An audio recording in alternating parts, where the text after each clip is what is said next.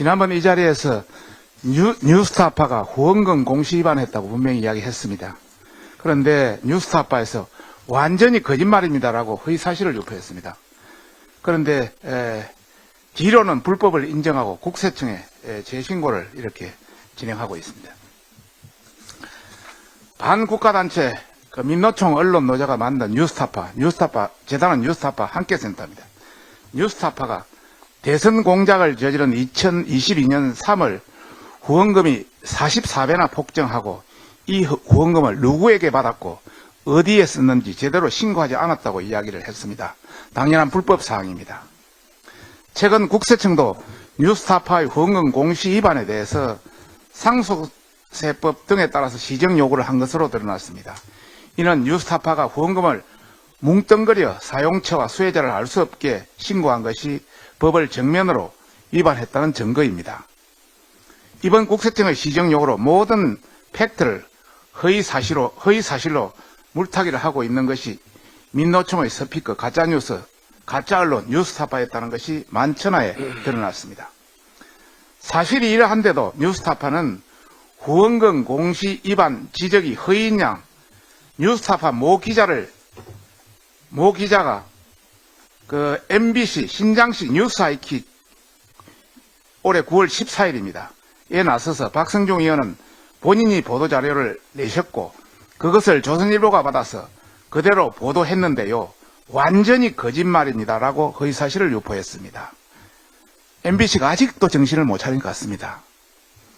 주제에 넘게 보도 지침을 내리듯 각 언론 매체에서도 박 의원의 허위 주장을 그대로 인용한 보도가 아니라 정확한 사실관계 확인을 거쳐 검증된 정보만을 보도해 주길 바란다며 타 언론사의 취재의 자유를 침범하는 반헌법적 보도자료를 뿌려대었습니다.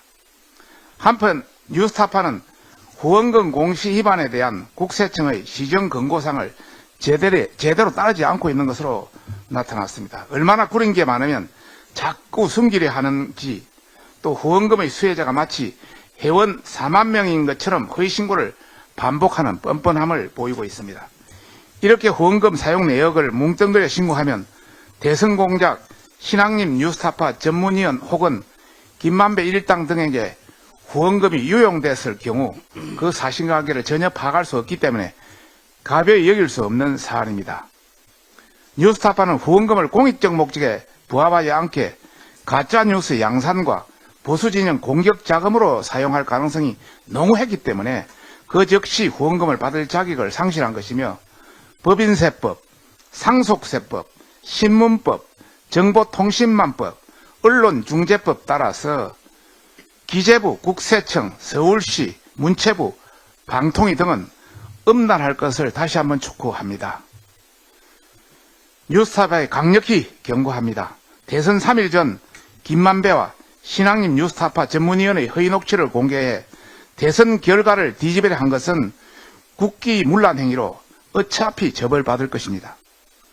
뉴스타파가 레거시 언론의 문제점을 타파하기에 모인 것이라면 저널리즘에 집중해야지 후원금 놀이를 하면서 자신들만 정의인양 행동하고 대선 공작을 자행한 것은 반드시 그 책임을 물어야 할 것입니다.